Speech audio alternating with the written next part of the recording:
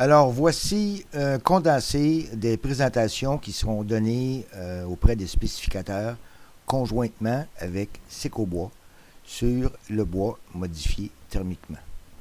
La présentation comporte deux volets. Le premier volet, Secobois. Le second volet, la présentation des membres du comité sectoriel des bois modifiés thermiquement. Nous allons couvrir un peu l'historique, hier, aujourd'hui, demain, les procédés. Comment est-ce que quels sont les principes de base et différentes technologies des procédés?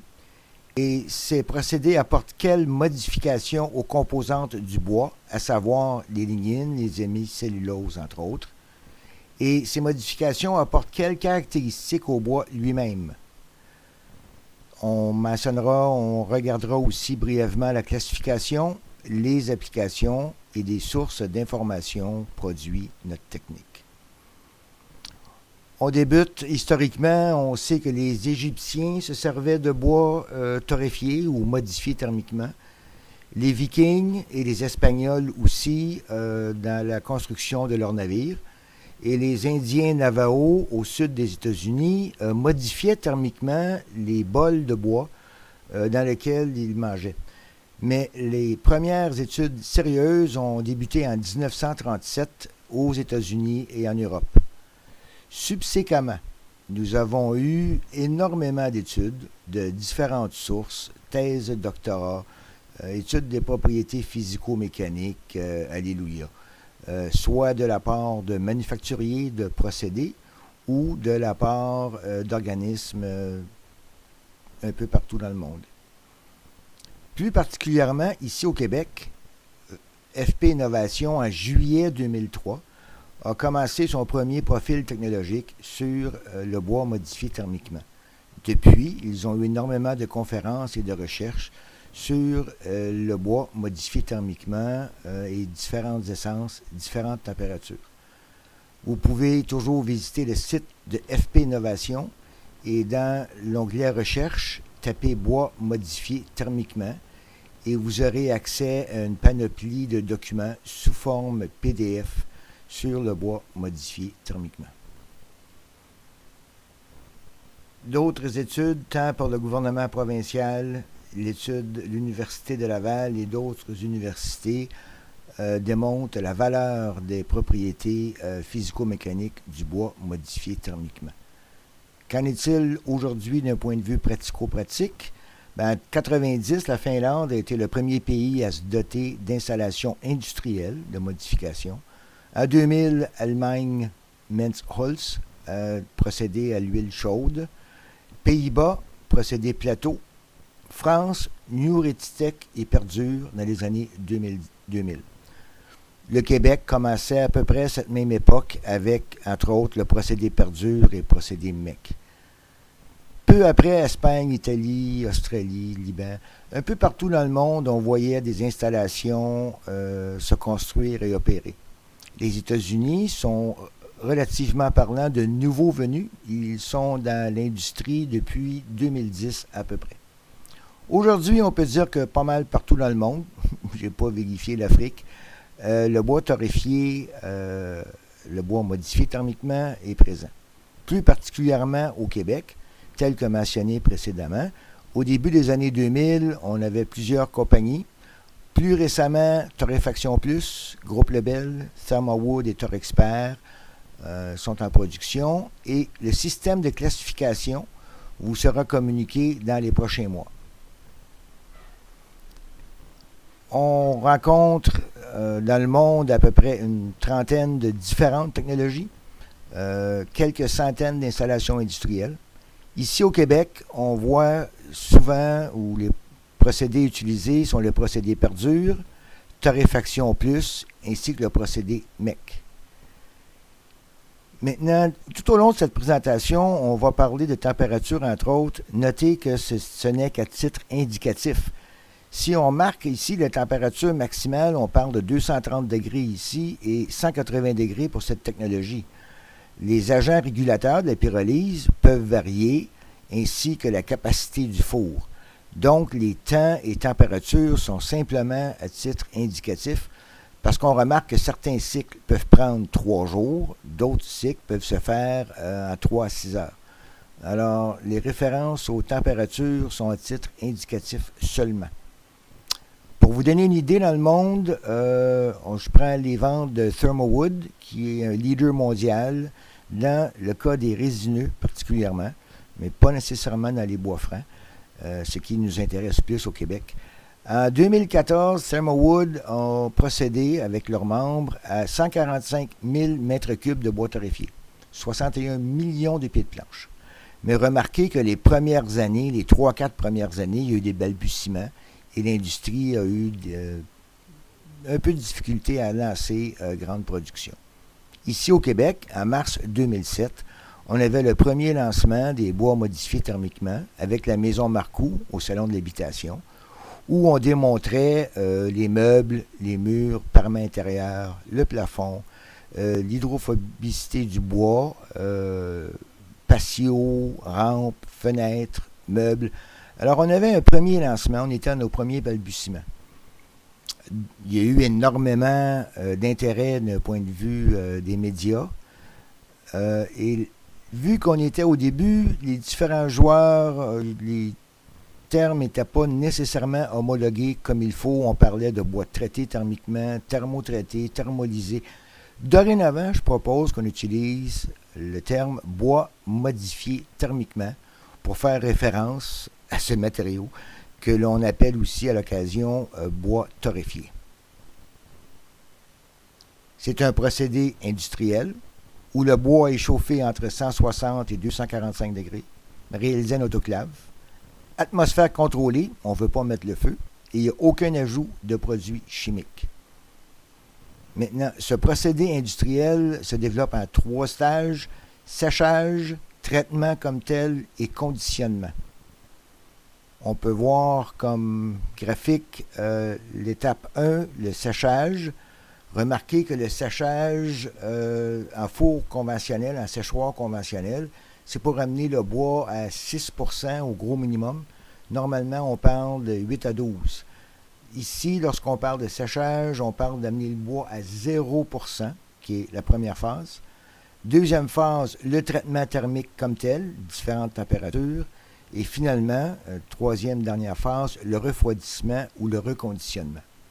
Différentes technologies vont avoir différentes courbes pour le même traitement. Outre ces courbes, les modifications chimiques, ce qu'ils font au bois, telles que l'hémicellulose et la lignine, changent les propriétés physico-mécaniques. Et on voit que les changements débutent à peu près à 150 degrés jusqu'à 250. Mais remarquez qu'en haut de 240 degrés, oubliez ça, vous n'avez plus de bois, là. Vous avez de la cellulose. Il n'y a plus aucune propriété physique intéressante. Alors, les températures de traitement se situent vraiment de 160 à 220, 230 degrés, dépendant des technologies. D'autres facteurs peuvent influencer la durée du traitement, le procédé de séchage avant le traitement, température maximale, l'utilisation de l'eau ou de vapeur d'eau, le temps de reconditionnement, la dimension du bois, particulièrement l'épaisseur. Lorsqu'on contrôle bien ces variables, on arrive à des caractéristiques de bois fort intéressantes, à savoir le module contre. On va commencer par le contre. Le module de rupture est grandement réduit. On parle de 30 à 50 % de réduction. Donc, vous n'utilisez pas le bois modifié thermiquement pour des charpentes ou en porte-à-faux. Aussi, l'abrasion de surface est grandement réduite, ce qui est important dans le cas d'un plancher, mais notez que les enduits aujourd'hui à base d'oxyde d'aluminium vont réduire cette abrasion de surface. Et finalement, le contre, vous avez le grisonnement. Mais remarquez que le grisonnement, qui est un contre d'un point de vue perceptuel ici au Québec, est quand même perçu positivement en Europe, puisqu'on donne une connotation d'écologie au bois torréfié. Et remarquez aussi que le grisonnement n'affecte en rien la durabilité du bois.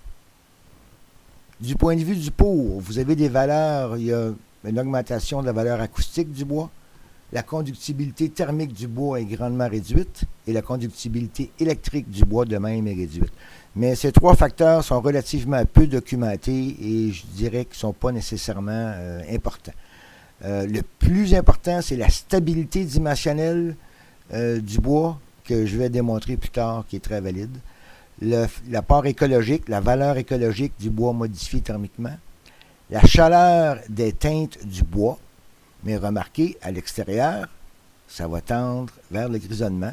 Et aussi la durabilité du bois modifié thermiquement. Regardons chacune de ces caractéristiques en détail. Notez que la dureté du bois, la résistance au feu et le module d'élasticité sont très peu ou pas modifiés par le traitement thermique. Concernant le module de rupture, diminué de 30 à 60%. Donc, n'utilisez pas en charpente ou dans des applications de porte-à-faux. D'un point de vue d'abrasion, on voit très bien ici, on voit le sapin et le pin gris modifié et non modifié, où l'abrasion est quand même la perte dans le non modifié. Ici, on voit qu'il est à peu près de 4%. Dans le cas de traitement différentes technologies, on a des pertes très appréciables dans les deux essences.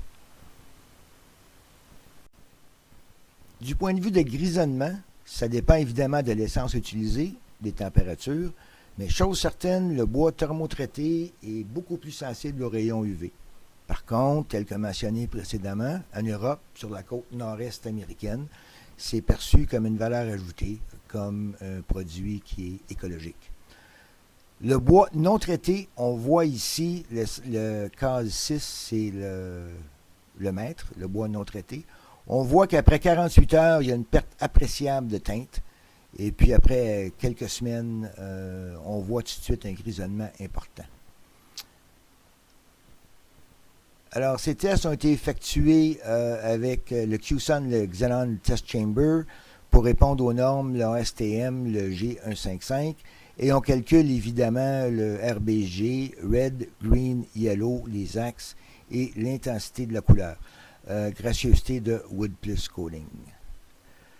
Stabilité dimensionnelle, écoutez, on a grandement modifié la charpente des hémicelluloses qui sont responsables des propriétés hydrophiles du bois. Alors, une fois thermotraité, le bois devient hydrophobe. Il a moins tendance à gonfler ou à se rétracter, mais il n'est pas inerte. C'est important à noter pour la construction. Et on parle de 30 à 50% plus stable. Pourquoi qu'il y a une marge aussi importante? C'est que ça dépend de l'essence et des températures. On voit ici le bois non traité versus le bois traité. Alors, on voit que dans le cas du bois non traité, il y a une stabilité importante. Dans le tableau ici d'FP Innovation, on a pris une planche à 150 mm de largeur, puis on voit qu'en contraction, bleu, le non torréfié, ou le non traité thermiquement, on voit qu'il y a quand même beaucoup moins de pertes de volume. Et à l'inverse, lors du gonflement, on voit que le bois non traité a gonflé beaucoup plus que le bois traité.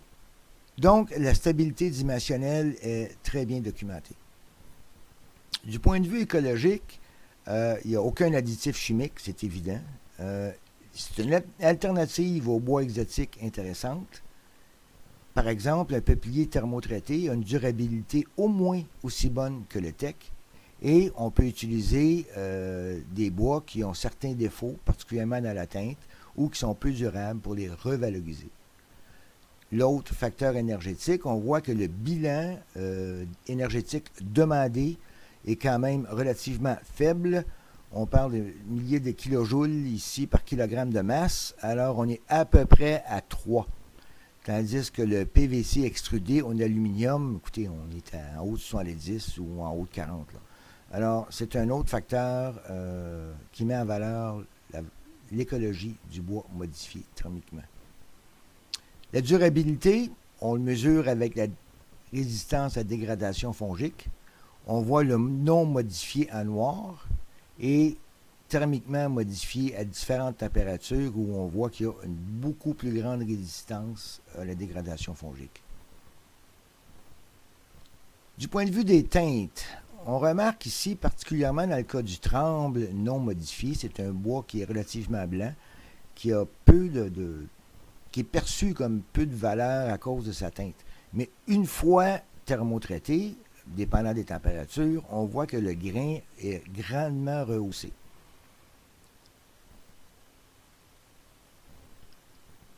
Très important, vous avez ici 3 échantillons qui ont été thermotraités où on voit sans enduit et avec enduit.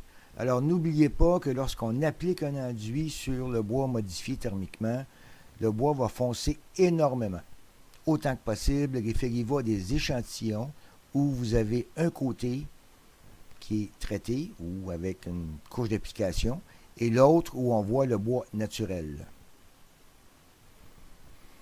Vous avez entre autres de la part de Wood Plus, à ma connaissance, c'est le seul qui offre un guide de teinte où on voit le produit fini avec des bois modifiés thermiquement foncés ou pâles. Mais il faut toujours faire ses propres tests sur l'essence qu'on a en main. D'un point de vue de dureté, très peu d'effets comme on remarque ici le pain gris non torréfié ou torréfié à différentes températures. Le traitement n'affecte pas la dureté du bois. Pour la dureté, fiez-vous surtout à l'essence. On remarque que le bouleau jaune a quand même une dureté Janka intéressante à 1260. Et c'est un bois qui, thermotraité, donne vraiment de belles teintes et rehausse le grain. Résistance au feu, écoutez, il n'y a aucun changement important. Référence le FCBA en France. La résistance au feu ou propagation de la flamme, le thermotraitement n'affecte pas cette propriété du bois. D'un point de vue d'acoustique, conductibilité électrique, isolation thermique, c'est pas vraiment assez documenté pour que j'en fasse état ici. Et l'apparence du grain du bois, bien évidemment, c'est quelque chose qui est plutôt subjectif qu'objectif. Donc, voilà pour les propriétés physico-mécaniques du bois thermotraité. Important à noter, il n'y a aucune norme homologuée comme telle. Donc, différents manufacturiers peuvent vous offrir des bois de qualité, mais pas nécessairement avec les mêmes propriétés et ou comportements. Pour cette raison, un système de classification sera mis en place sous peu.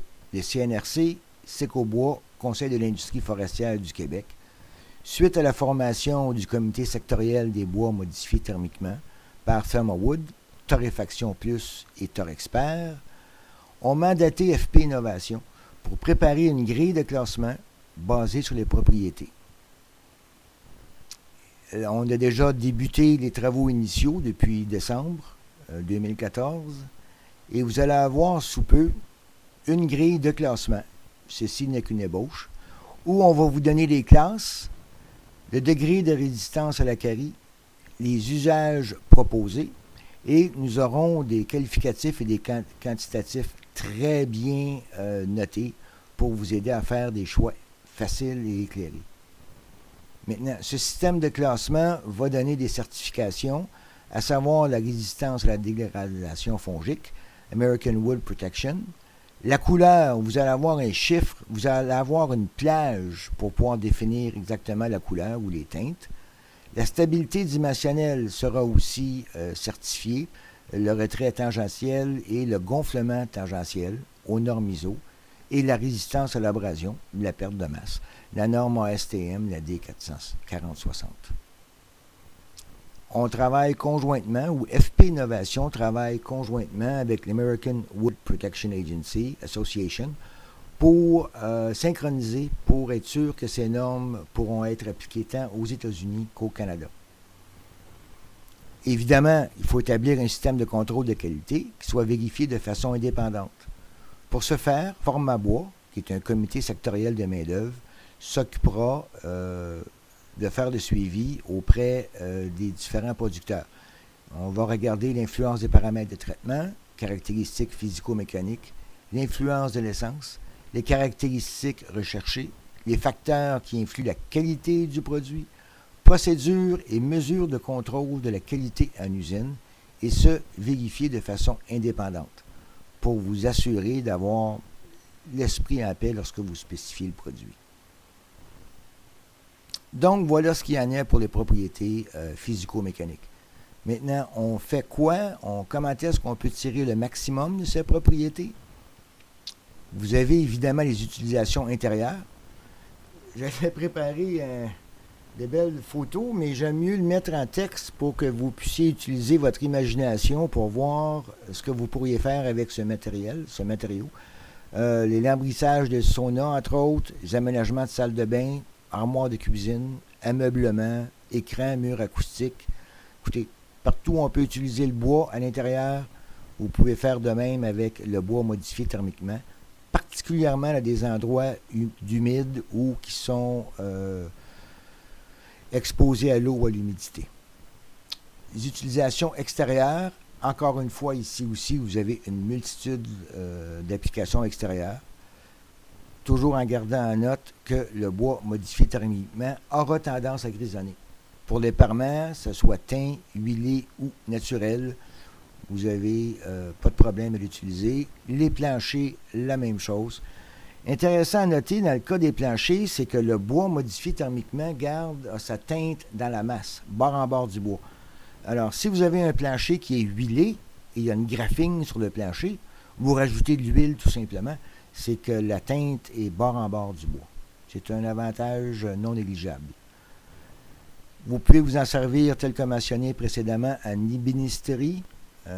Très stable, très beau, ça donne richesse de grains fort appréciée. Évidemment, en application extérieure, due à sa stabilité dimensionnelle, entre autres. Et différentes essences peuvent être utilisées, le bouleau jaune, par exemple, ou l'érable. Mais à travers le monde, on voit, par exemple, le pin en Turquie, une structure de pin modifiée thermiquement. C'est aussi un laminé croisé. À Finlande, le bureau-chef de McDonald's, c'est un parement en bois modifié thermiquement en pin. En France, en Hollande, à Libye, pays culture de roche et de ciment, on voit de plus en plus l'apparition du bois modifié thermiquement. En Hollande, un parement acoustique, une belle réalisation. Aux États-Unis, des nouveaux joueurs, mais on voit qu'il y a un engouement quand même pour le produit. Quelques notes techniques. On remarque ici, dans le cas du parement, où normalement on va serrer les deux planches ensemble. C'est quelque chose d'important, c'est s'assurer de laisser un espace. Vu que le bois a une humidité beaucoup plus faible, il pourrait avoir tendance, malgré qu'il est plus stable, à gonfler légèrement. Alors, c'est à prendre en considération lors de l'installation. Plancher Bellefeuille, par exemple, a quand même des instructions très bien écrites, très bien faites, de même que MDO, principalement Wood Plus aussi. Principalement les recommandations, s'assurer que le tout est conforme, comme dans n'importe quel matériau acheté. Il faut laisser le bois s'acclimater pendant une période de 72 heures à l'endroit où il sera installé. Un espace d'air minimal de 6 pouces sous le produit, ça c'est lorsque on entrepose le produit avant de l'installer. Et encore une fois, l'humidité se situe entre 3 et 5 %. Alors, l'espacement minimal entre les planches est requis. Et, n'oubliez surtout pas, la pluie et le soleil augmentent la décoloration de la teinture. Recommandations simplement énoncées. Suivre les instructions du manufacturier. Et lorsqu'on suit ces instructions, vous allez pouvoir utiliser le matériau avec beaucoup de plaisir, j'espère. Pour les architectes ici présents, vous avez eu quand même plusieurs présentations sur le bois modifié thermiquement. J'espère que cette mise à jour aujourd'hui répond à vos questions et vous allez avoir plus à suivre prochainement, entre autres le guide de classification, le tableau de classification. Alors, laissez aller votre imagination et créativité avec ce nouveau matériau et ses propriétés fort intéressantes. Et voici ce qui met fin à le premier volet de la présentation. de Sécobois. Et remerciements à Louis Poliquin, directeur de Sécobois, qui a rendu ce projet possible. Pour le deuxième volet, on va regarder très rapidement, très succinctement, le comité sectoriel et les membres. En tant que membre, vous avez Thelma Wood au Nouveau-Brunswick, à Bathurst. Vous avez évidemment Torréfaction Plus ici au Québec, M. Paul Bécotte, M. Éric Sanson, qui se spécialise dans le service de séchage conventionnel, la torréfaction à forfait, et ils ont un service des ventes. Selon vos besoins, ils seront en mesure de vous mettre en contact avec différents fournisseurs. Torexpert, un Ripon, dans l'Outaouais, qui est reconnu pour la qualité de la torréfaction, l'uniformité de sa couleur et un service rapide et un service de modification thermique. Et travaille conjointement avec Moulure Distinction Outaouais pour usiner, pour fabriquer sur mesure des poutres d'apparat, des parements intérieurs, extérieurs, planchers de bois, ainsi de suite, selon vos spécifications. Vous allez avoir une grille plus complète que celle-ci, mais ça vous donne une idée des différentes essences, merisier, frêne, érable, chêne, avec les différentes sources de bois modifiés thermiquement, Torréfaction Plus, Torexpert, Thelma Wood. Dans les produits, les parements extérieurs, terrasses, moulures, les différents joueurs avec les produits qu'ils peuvent vous offrir, soit en contrôle direct ou soit en service de sous-contractance. Autre source importante pour vous, pour avoir des fournitures ou des renseignements, vous avez Bois Expansion qui offre des bois dimensionnés, modifiés thermiquement, ainsi que certaines fabrications sur mesure. Vous avez Plancher Bellefeuille qui vous offre une panoplie de produits, les planchers, mais aussi, évidemment, les parements. Vous avez MDO, Moulure Distinction Outaouais, qui peut vous offrir des produits sur mesure, du custom, plancher, parements ou composantes sur mesure. Maxi Forêt, ici à Saint-Jérôme, pas loin, vous offre une panoplie, entre autres, de parements, autant dans les teintes de parements finis ou dans les moulurages spécifiques. Tactique Design, l'expérience avec le design du bois modifié thermiquement pour rehausser la valeur, l'apparence de ces produits. Porte le mieux, garantit ses portes 20 ans, une des propriétés de stabilité et de longévité du bois, qui est une autre source pour vous si vous désirez avoir des portes sur mesure. Et vous avez Wood Plus pour l'application de traitement, de finition sur votre bois. Alors, j'espère que ça vous a éclairé un peu. Je vous remercie de votre attention. Je vous souhaite bonne chance et j'espère que vous allez vous amuser avec ce nouveau matériau, le bois modifié thermiquement. Fini.